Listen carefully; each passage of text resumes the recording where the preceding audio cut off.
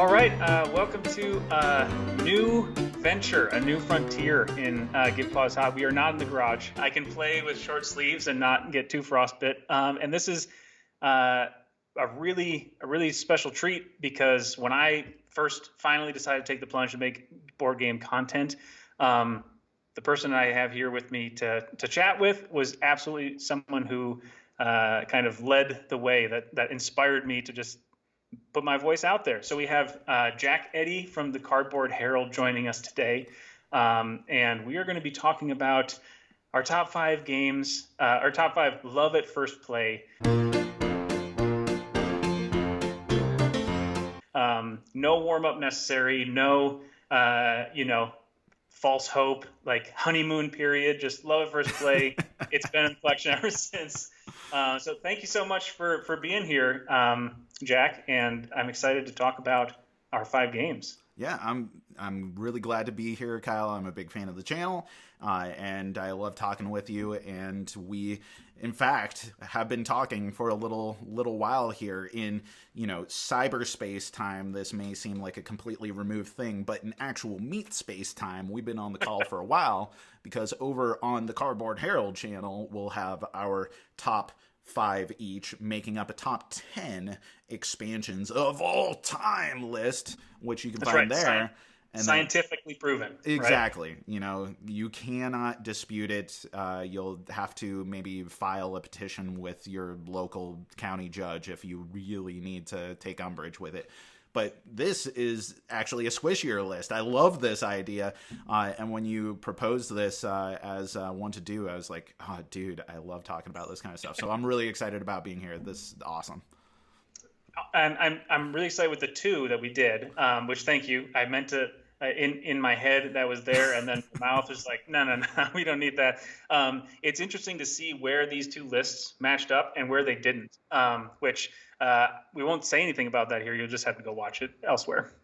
So Jack, why don't you tell us our top 5, what is on your list of love at first plays?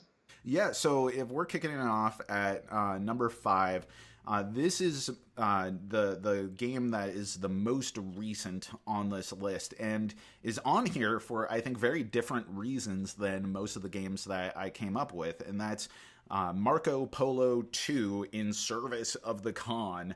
And when I was but a wee beginning reviewer in the first few months of this whole business of the Cardboard Herald, I started off with 4 reviews. I think I don't need to list them out, but then I did a couple more very shortly after that. It was written reviews at the time, and the first one that I gave like an actual negative review to was Marco Polo, The Voyages of Marco Polo, which is a beloved game, but there were just some things that I really didn't gel with in the game. There were a lot of things that I was like, I can see objectively why people like this, but it just falls apart for me in the face of so many other better games. And as you might expect, putting something negative on the internet about something people love generated some interesting conversation and was my first exposure to reactions. But Marco Polo 2, in my review, if you went and watched this, you would see that I kind of made an essay of it on the balance between empowerment and limitations, and it addressed all the things that I really didn't like about the first one and still maintained some of the really, really fantastic parts of it. And so I didn't know if I was going to like it when it came in the mail, and I was like, oh, we're going to check this out. And I sat down and played it with my wife, and I was like, dude, this is everything people like about this game, but actually in a good game. And I could actually love it right there. And it was such, not really a relief, because at this point I've gotten comfortable with people hating my opinions, but nonetheless, it was just such a joy to see so many familiar aspects from that original game, but to have it feel like it was a much more empowering game, a much more freeing game, but still have enough limitations that you felt like you couldn't have all the camels. You couldn't do all the things. I think it's just fantastic. I absolutely loved it as soon as I played it. And what's really interesting is without that back history of the first game, like who knows? I'm sure that part of you would still resonate with the game, but you might have that like extra bit that was like the the dissonance into like harmony, like the resolution of like this is the game. It probably would have been a good game, but that back history made it like this extra experience, which is super cool. Very music teacher of you, dissonance to harmony. Yeah, it's so like ingrained in there. It's funny because it also plays into my number 5, which is Mafia de Cuba, and I don't think it would be on this list if it weren't for 2 games that came before it. One was Spyfall, kind of in reverse order, which I love and is just like zany and hilarious, but suffers from when people aren't prepared. Especially the rule is like if you were the spy the last time, you're going to do the first question, and if you get the spy twice, it just like has this like crippling moment when you have to kick off with the first question. And hilariously, we'll never forget it. Anyone who was in the group, but my wife one time, if anyone's played Spyfall, you kind of get used to, or any social deduction games in a play session, you sort of codify like a set of questions. Right, like, right. Who's going to ask that one? And one of them was like, we just sort of landed on was, are you here for business or for pleasure? And it was something that worked time after time after time. And because it was like theater, cruise ship, like amusement park, and everyone just like emergently, the game was pretty new to us, so we hadn't seen anything or everything. And so she has to ask the first question, and she turns to me and she goes, "Are you here for business or for pleasure?" And the location was a jail or what was it? A police station or something. And I broke the rule where you're not allowed to ask like counter questions. And I just said, "Why would someone be here for pleasure?" And the rest of the table just immediately was just like, and we just like called her out. But so it has that one like flaw in the game. And before that, the Resistance Avalon, even more so, which is a huge, like, I know a lot of people love that game, but the first time I ever played it, I got like neutral good guy. And I was like, I can play this role. And then someone messed up one of those first steps, and they're like, oh, we need to do it over again. And then I got Merlin. And like halfway through the game, so because the group I was playing, it was like their game group plus me. So that's already a recipe for disaster because they have this like back history. And halfway through the game, after we like lost the thing again, so the guy just says, "Whoever is Merlin better throw me a bone." And I was just like sitting there with Merlin. I'm like, I don't even know how to do that. So when I got to Mafia de Cuba, I was like, man, I'm excited to play this game, but I hope it doesn't have one of those like pitfalls. And it like doesn't, because there are times when you don't get to choose if you're the last person to see the cigar box, but for most of the game, you're able to, and it doesn't have to always be I'm always the henchman or I'm always the thief. Just how you're feeling that round, and for you to make that choice is such a huge, and the group I played it with, like we will never not suggest that game when we're together, because it's just like all those weird like voices we put on for it. Yeah, it's absolutely, I love that game so much. Yeah, I mean, anytime that you have one of those social deduction games where you develop an emergent meta, it's just so rewarding, whether it's Resistance or Secret Hitler or a fake artist goes to New York or even Sheriff of Nottingham. It's just such a delight to kind of have that mimetic relationship with your group where you have the history of all these different plays and you can kind of deeply ingrain yourself in that and recall those wonderful moments, but they also have gameplay impact on future sessions of play. That's so cool. So for my number 4, it's a game that you have already established that you hate, and you hate me and you're a bad person for it. It's Terraforming Mars. I know you don't hate it, but I mean, come on. It is not on my essential playlist, but so I know that that's essentially the same. Like if it's not up there, then I'm the other. Right. I know that when it hits the table, it looks like Disco Thanksgiving. It's not exactly the prettiest game. The artwork feels kind of bunk in a lot of regards. Like, you're like, did they just kind of go onto Getty Images and just like Photoshop themselves into this? What's going on with this? But the feeling of playing that game and the degree to which you customize your engine and the global parameters is such a cool idea that it almost feels like a cooperative game, that you're working together in order to develop this planet.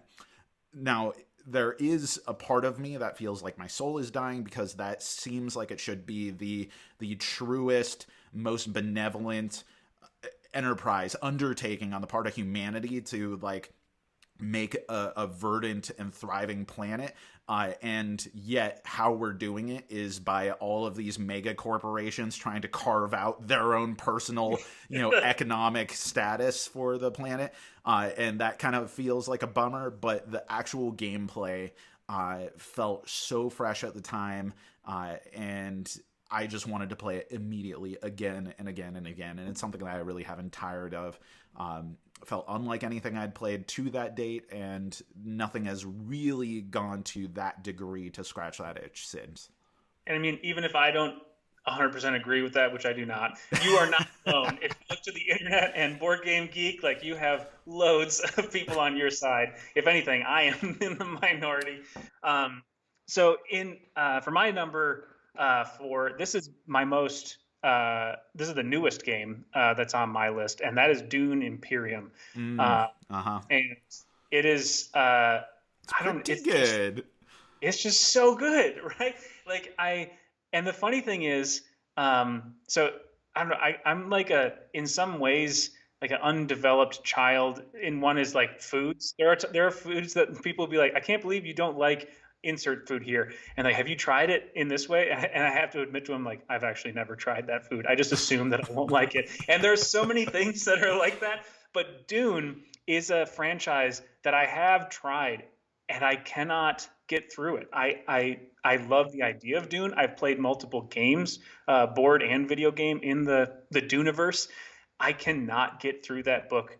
I've tried 4 different times. I'm trying my 5th time to get through that book. I'm also just not a good long form reader, apparently. But so the setting is, like I said, I love the setting, even though I haven't finished the book. But the game is just so charged with energy. Like, from the first turn you play, it's so exciting. And I as soon as I got it, and I was doing some learning games where I played like the solo mode just by myself before I taught it to my wife. It was for her Christmas present, because she likes deck building and she likes worker placement, or she loves those 2 things. And I was like, boy, if I have an idea. And so I wanted to learn the game so I didn't have to learn it once she opened the box. And in those, just the solo games against the House Hagal Automa was super engaging. And I think it's because the mechanics of the game, like, even if I'm not staring across the table at another person, I want to play in that world. I want to like do those levers and turn the knobs. And it's so cool to just look across the board and see who's getting influence with, which faction and how it's playing out. And the fact that every round it culminates with the battle makes me, I haven't gone back to any other worker placement games since playing. I mean, it hasn't been that long, but it's not like I'm signing off forever off. But I feel like when I do, that's going to be something I'm going to feel its absence. The fact that every round doesn't end in this like big, huge brawl, which is just delightful. Yeah, well, I mean, this is really interesting, because the reason why it wouldn't be on my list is actually my relationship to the DUNEverse, as you put it. Frank Herbert's works made a huge impact on me. Like, this is every bit as foundational to like who I'm developed into as, say, like Tolkien. And so DUNE, in particular, the first book, and the book where, there's a giant worm man as a protagonist. But how you do in the DUNEverse. But I really loved DUNE Imperium. I did think it was a great game. The synergy between worker placement and deck building, 2 things that I thought, if you do this kind of routinely, then what sort of innovation is actually going to be there? But the relationship between the two and how one drives the other is so satisfying, even though on its own it's kind of an okay worker placement game and an okay deck building game. But when you put those two together, it's like chocolate and peanut butter. Now, the presentation is actually the part that I kind of have a problem with, and it's not what other people have a problem with. Like, I like little cubes. I like the art. I like the artist that they chose in order to interpret the upcoming movie. Like, I have no problem with the fact that it's kind of based around that movie, and I think it's smart that they didn't just take stills from the movie, as much as, it would be really nice to just look at a nice Jason Momoa picture and be like, yeah, that's my Khal Drogo right there. But still, there's something about it that doesn't strike me as visually Dune in a way that the movie actually does. When I look at trailers, I'm like, they get Dune. But the game itself, it doesn't really have the focus on Arrakis as like this really charged environment that is punishing to those who don't know how to adapt to it, but is this beautiful and hopeful and really almost like mythic world that really is, to me, the core focus. The space element is the surrounding periphery to Dune, and that's where the long-seated, decaying empire of humanity exists. And Arrakis is where everything is changing and pivoting with the Kwisatz Haderach that is Paul Atreides, and I do know that. Yeah. When we look at Dune as a thing, the board just kind of misses that point for me, or it's a different perspective than I want out of Dune, which the new Gale Force 9 reimagining of the ancient Dune board game, I think, gets much better. But that said, it's still a really good game, and it's a Dune game, and it has all these characters, and I can be like, oh yes, Fear is the Mind Killer, is the Little Death, and I can do the litany and talk about the Bene Gesserit and all of these different things and be like, oh, that Sandworm, and that Chris Knife, and all these things. I can still have those references, but that was the only real hang-up for me as a deep-seated Dune fan. And the reason why I'm spending so much time talking about your game is because my next game on my list is actually a game that's higher up on your list, so I'm not even going to talk about it until we get time to talk about it when we get to it. Perfect. So then right back to me. Right back to you. So my next on the list would be Wingspan. And this is, I guess, maybe I shouldn't be so surprised that these all have like backstories, because maybe that's right from your first one on the list. Like maybe that's the extra, like, the spice that makes the dish just like stand out. But I remember really hemming and hawing about, like, do I or don't I get in on this pre-order for Wingspan? I was like, it looks really beautiful. It sounds interesting. It comes from a great pedigree from Stonemaier Games, and I made the call. I was like, yeah, let's do this. And when I got it, I just remember opening it up and right from the beginning, like, wow, this is even better than I thought. And then we started playing, and we just kind of never stopped. we just never, my wife and I played so much when it first came out, and I brought it with me to one of the big groups, like pool of players that I play with is in the Army National Guard, and I brought it to play with them, and we did the thing that no one should ever do, which is play a 5-player game where only one person has played it before. Is it 5, or does it go up to 4? I can't. Well, we maxed out the player count. 1 to 5 players. Okay, yeah. I had to do a shelf check. Nice. Yeah, unfortunately, I'm not in my normal game space, so I can't do the same. But we maxed it out. I was the only one who had played, and it was just brutal how long the game took. But as like the table nanny, the serial table nanny, I'm always wondering like what the group feel is. Like, how are they going to leave this game? And while some people did admit like, yeah, that probably went a little bit long, they obviously were like, this is our first time playing, blah, blah, blah. But most of the people in that game group still wanted to seek it out and play it again, and we did like the next day, and it just went from zero to just the top of my played list so quickly, and it's still one that we regularly get out. I haven't gotten the Oceania expansion, just the Europe one.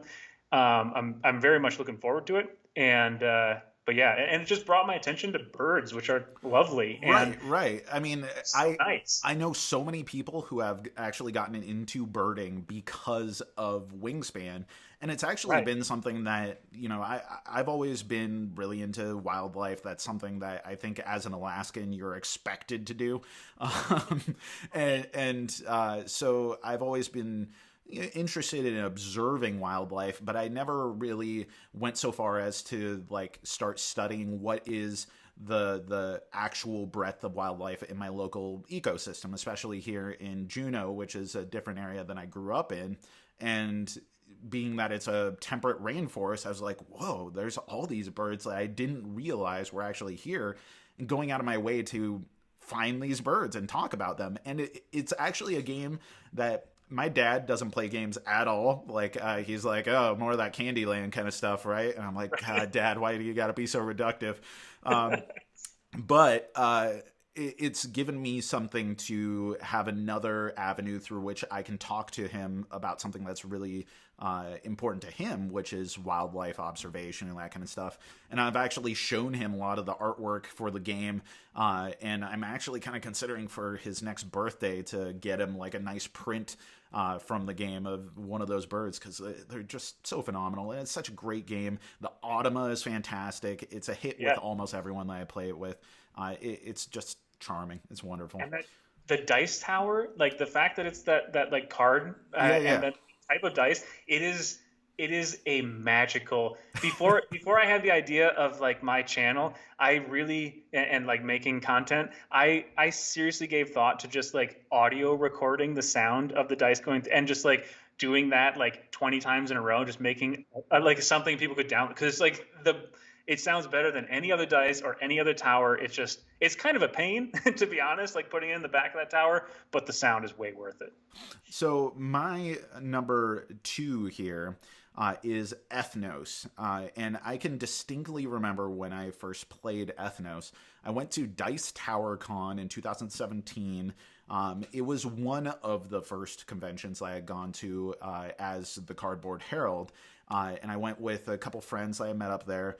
And there was this game that I kept seeing that had this bizarre look to it. It had this different, uniquely shaped board that was kind of more rectangular than most of the boards that I would see. And it had this kind of classic fantasy type of layout on the board. The topography had this, very Tolkienian or, Frank Herbert style or whatever, type of fantasy sci-fi map. But it also had these almost Skittle looking pieces kind of stacked up on top of it. And I was like, what is this? This is so interesting. It's like a cyberpunk fantasy game from the outside. It looks like a prototype mashup that someone's like, oh yeah, I have some discs. You throw on, and you're like, these don't match at all. Yeah, and then I finally sat down with someone. I was like, hey, do you mind if I play the next round with you? And they were like, yeah, sure. And the game was such a cool subversion. There's no other way that I can really think of expressing how I feel about the game. It's a subversion of classic fantasy area control. On the one hand, it has John Howe artwork, which is about as old school traditional fantasy as you can get, which I adore John Howe, even though I know a lot of people are like, oh god, look at how this elf and this hobbit look, like what's going on here? To me, I'm like, dude, this is where it's at. And then on top of that, you have this area control that's non-combative but is very tense and head-to-head. And then you also have the method of integrating all these different factions so that there is asymmetry, but it's not asymmetry from player to player. It's just going to be a different set of powers that are accessible throughout the game in something that takes less than like 40 minutes. I was like, man, this takes what I would describe as a lot of my favorite elements of board games, but presents it in a completely different way than I expect from those types of board games. And to me, it's just such a clever and replayable system. I recognize a lot of the flaws in it. There's a lot of luck involved. There's a lot of people just kind of waiting until their hand builds up to 10 and then someone finally puts something out. But dude, when I saw that game, when I played that game, I immediately went and stood in line and was like, I am bringing this game home. I love the mishmash of visual presentation, the plastic and the old school fantasy elements. Ethnos is just that game that I adored right away. Yeah, it was a consideration on my list, to be honest. And it's funny because I am not good at the game. and I've had some plays of the game, like, again, table nanny talk here, like, that did not go well. Like, people just, like, hated it.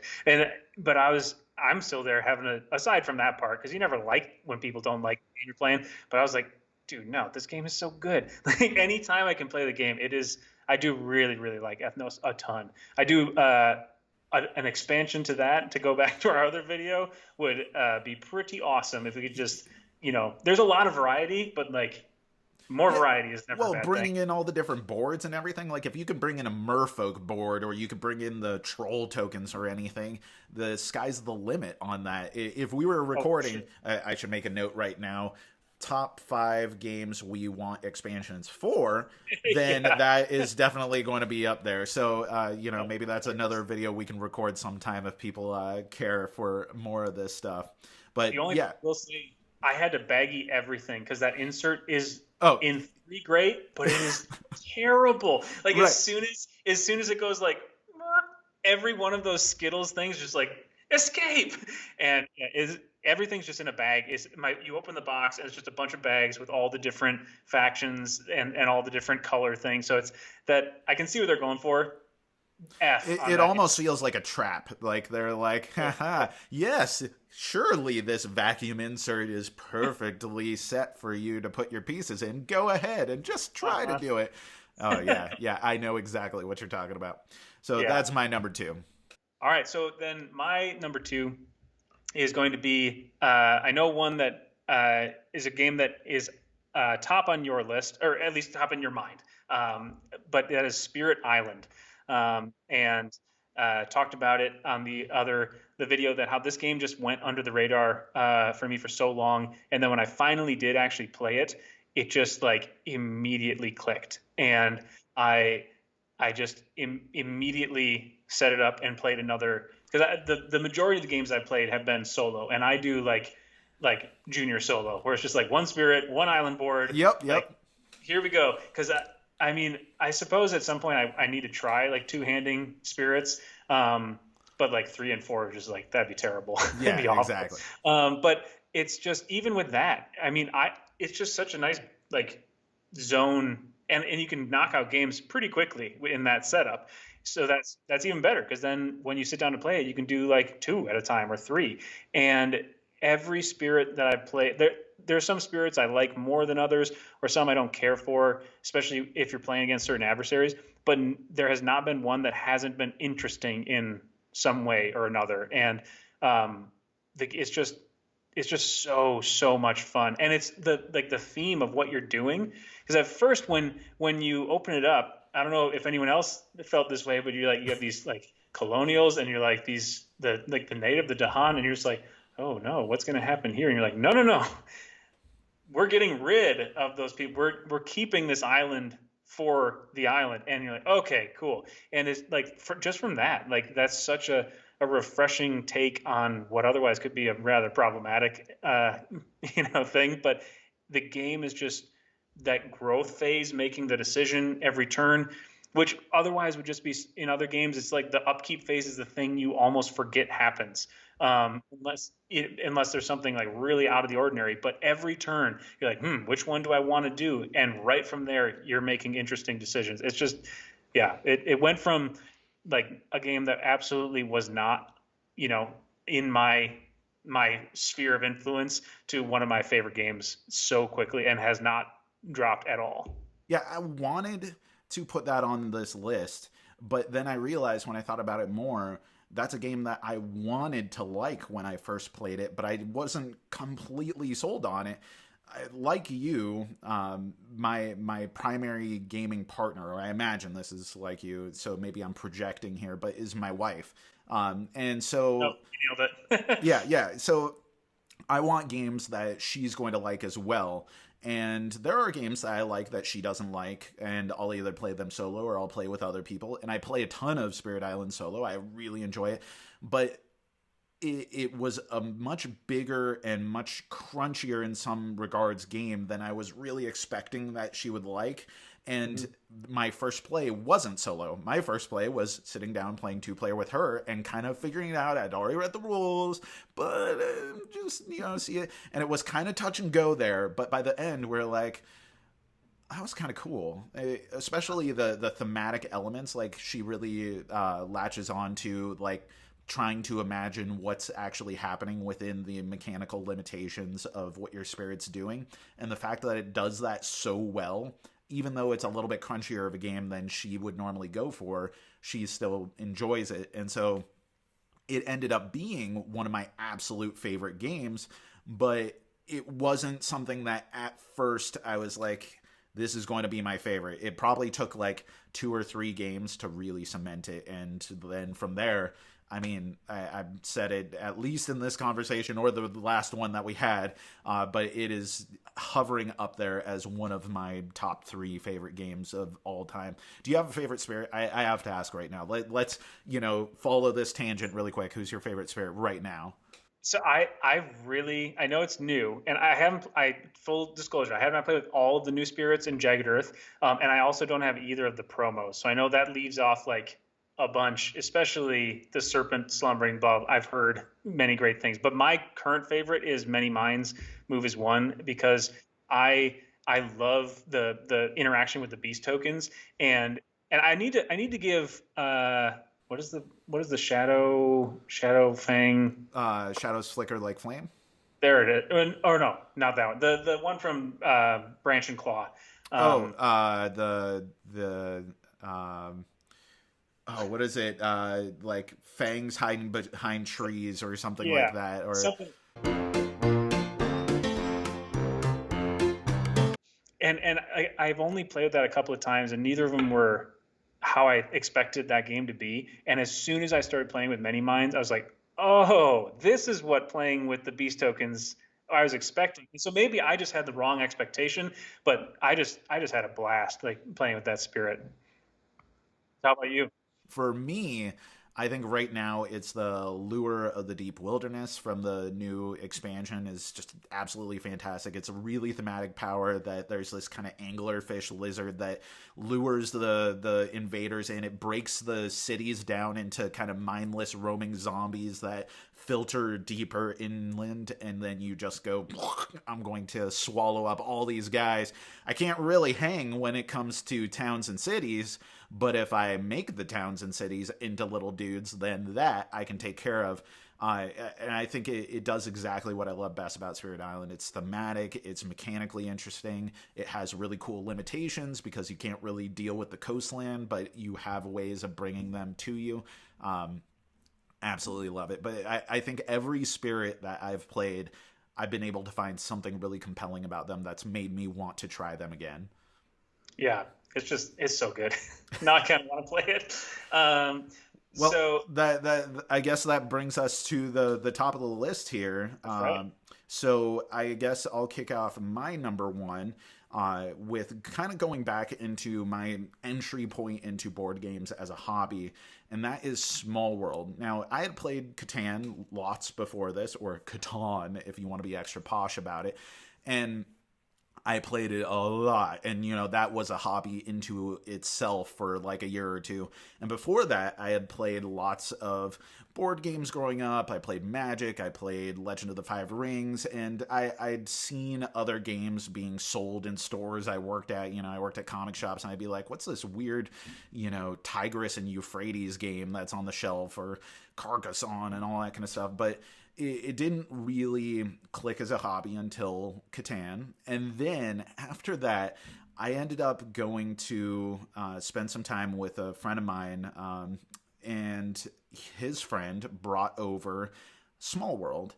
And up until that point, I had viewed area control games as this combative, lengthy, dice chucking risk thing.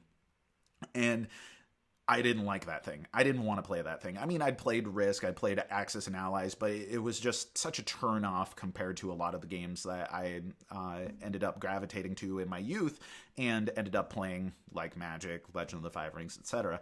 But Small World hit the table, and it was such I guess, challenging my expectations of what this type of game could be. It was visually just a feast. It looked so pretty. The artwork was amazing. The cardboard tokens, I'd take those any day of the week over little tiny Risk miniatures or something, because they look so good and vibrant and give a different feel. And even when you're doing combat in that, it's so much more elegant in my mind than just, I'm going to move a bunch of units into your area and we're going to chuck dice until someone's dead. And the pace of the game, honestly, at the time, having the context of Catan, it looked like the most complicated game that I had ever seen, yet so elegantly put together that it was this amazing revelation in board games. And of course, now we know that's not nearly as complex as any number of games that have come out before or since. And it's definitely not my favorite game to play now all the time, but I still keep it on the shelf because I do like bringing it out now and then. But I loved it that first time that I played, where I got to experience different powers of my faction, where I got to go into decline and have a new civilization. I mean, that's such a cool thematic element, that there's echoes of ancient civilizations that you populated on the board and then get to have more. This like massive 4-player game was such a cool experience and so vivid in my mind that it made a huge impression on me. And I don't think that I've immediately loved a game so much as soon as that box was opened on the table. It's funny, that game is on my shelf, and I came to it way later, but it was just before COVID and that, all that stuff came down. And so I've only played it 2-player with my wife, and only once. But I've still collected some expansions because I love, I played the app a ton. Oh, and yeah. I like the game, and I can't wait to get in the after times into the table and just cram it. The name, it conveys so much, like conveying or cramming all these people into this small world. You're like, okay, now we're gonna do your things and constantly be butting elbows. So yeah, it's not on my list because I've only played it the one, and 2-player is not the way to play that game, I don't think. So we'll see. If we ever do a retrospective on it, it might be higher. But my number one, and this is calling back to earlier, is on your list, is also one of those way in the Wayback Machine games. And I can remember when Lords of Waterdeep was announced before it came out, and I was not anywhere. At that point, I had played a ton of Magic. I'd grown up playing, a variety of board games, but I didn't really have a group that was regularly playing hobby board games at that point. And it came out, and something about it was just like, this seems really interesting. And I'd played D&D growing up with different groups, and I thought, you know what, I'm going to give this a shot. And I got the game, learned it. There's no, I couldn't learn the rules on my own like DUNE Imperium. I just had to and play it. I just had to learn the rules and look at the game. Right, but then the first time I played it was again with that pool of players, my National Guard unit. I brought it on our annual training, so our 2 weeks where we're together going on tour playing concerts, and I played it almost every day. And there was at least one time where someone who was regularly playing with me was like, hey, could I borrow that game to go teach to these other people? Because they knew that night I was like, I don't think I'm in tonight or whatever, or I had something else. They're like, well, can we use your game? And it was this I have other worker placement games that I that might edge out Lords of Waterdeep now, but I still return to it because it just does what it does so well. And I love the gimmick, the mechanic of buying those buildings and having your little deed on it. You're like, I'm putting this down, and then every time someone uses it, then I get little that was so interesting to me. And it again, relatively new to the hobby game market or the world. The fact that sometimes when you get those really good player bought buildings early, the game is completely different. Like, this was way before I was tracking games on BG stats or anything like that. But even still, from night to night, we would be like, holy cow, you won with what? Like, the first time someone broke like 100, and then when we almost broke 200 one game with the winner, as opposed to some games where the winner gets like 70 points. That just, like, it was so cool how many different ways that game could go. And it's been just absolutely one I'll never get rid of, and never, because it's a great way to introduce people. I've heard not a gateway game, but a foundation game. I've heard that term, and I think it's a nicer way to talk about it, and it's perfect for that. Yeah, it's still so good as a worker placement game. It's a little bit vanilla for some people at this point, especially if they're like, I am like a hardcore board gamer. But even then, you have the expansion, which introduces the corruption, which makes it a much more nuanced system. There's some push your luck elements, and then there's some extra worker placement spots and adds another meeple for you, which is really cool. And it's just one of those games that feels to me very cohesive in what it does.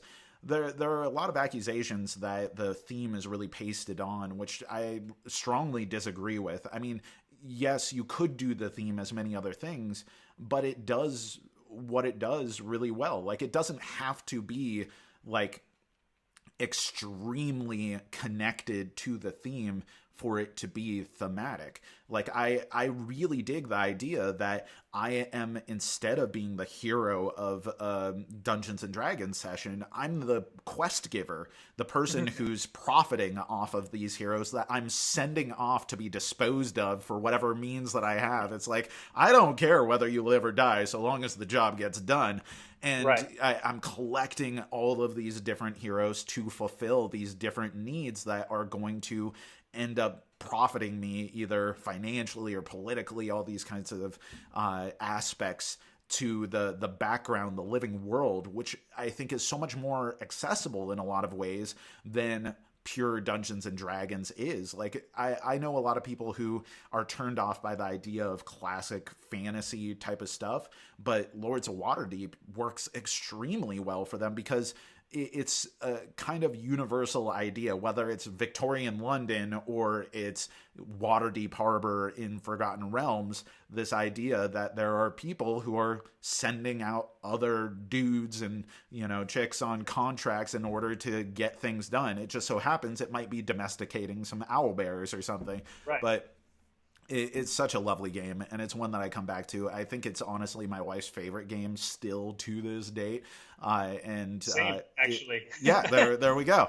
Exactly. So it's one of the games that we always go back to, and I absolutely love it every time it comes out. Our meeples are so worn on the edges. It's unreal. And I always, well, first of all, is there a faction, one of those that you always gravitate towards when you're playing Lords of Waterdeep, or do you kind of like get around to the different? It's more color focused. I don't mind if someone's like, oh, I have to play green or I have to be the Harpers or anything. I'll be like, fine, I guess, you got emotional problems you got to work out by being the same color every time, whatever. But if possible, I try to gravitate to colors rather than specific thematic elements. So like right now I'm really hot on yellow for whatever reason. If yellow's available, no one's picking yellow, all right, I'm going to be yellow. I think it's because there's like a part of me that's like, yellow is neglected as a player color and I feel bad for it. I'm like, come on, yellow, I'll be your friend. What's the color meta? Exactly. Well, I'm apparently one of those players that you would like roll your eyes at because I always choose the Harpers and I don't know why. And it's funny because one of my green meeples has a shorter leg than the other, so he's like leaning in, and it's kind of obnoxious, but it's also kind of cool. It's like that guy's just like really excited to go on an adventure. That's like my root meeple. It's a otter that the printing on the front of it is upside down, and he is absolutely my favorite otter. Terrence is going to be the first one I put out no matter what. But you want to talk about a game that I would love an expansion for. I mean, you could do so much cool stuff. I mean, you could say that it has as much as it needs right now. But Scoundrels of Skullport introduced the what I think are more interesting like lords that you could play as with different abilities that are less linked to the two specific types of quests that you're going to do. Right. I would love to see more of that. I think you could have dual classing. I mean, what's the thing that everyone wants to do when they play Dungeons and Dragons? So they're like, I want to be a paladin tinkerer or whatever. And, you know, like, why not have like a paladin class that's, I don't know, red or something, you know, a cross between a warrior and a cleric. And that could be something that you could spend on either or, but it's more challenging to get. There's all kinds of cool things that you could do with that. But yeah, totally. It was on my list. You just were more passionate about it. So I'm glad that it's getting its due here. Yeah. Well, those were our well, I guess 9. Yep. 9. I could do our 9 love at first play games. And it's just so cool to return to them, because even ones that we sort of moved past, it's you know, to actually say out loud, tell the stories of the games that are, when our eyes land on them on our shelves, we're like, oh yeah, that game. And just like, no matter how long it's been since we played it, we just think fondly of it. So if there are any, I need to be better at this on my channel writ large, but if any of you out there are watching this and you have those games, maybe some of the games we've said were games that have had the opposite effect on you and you hated at first play, or if there are some games that we didn't talk about, which I'm sure there are many games that would be on y'all's top 5 list. Comment down below, and like we've referenced it enough times, but the sister video going up on the Cardboard Herald, the top 5 expansions that we have chosen, was a blast to talk about as well. So take some time, head over to that channel, do all the content things to like, subscribe, and all that sort of stuff. But it's been awesome to chat with you, Jack. I'm so happy we found this time. It turns out a 3-hour time difference between Alaska and Minnesota is a little tricky to work into our schedule. So this was really, really great that we could figure it out. Yeah, I had an absolute blast, and I'm looking forward to doing this again, Cal. Awesome. Well, thanks for watching, everybody.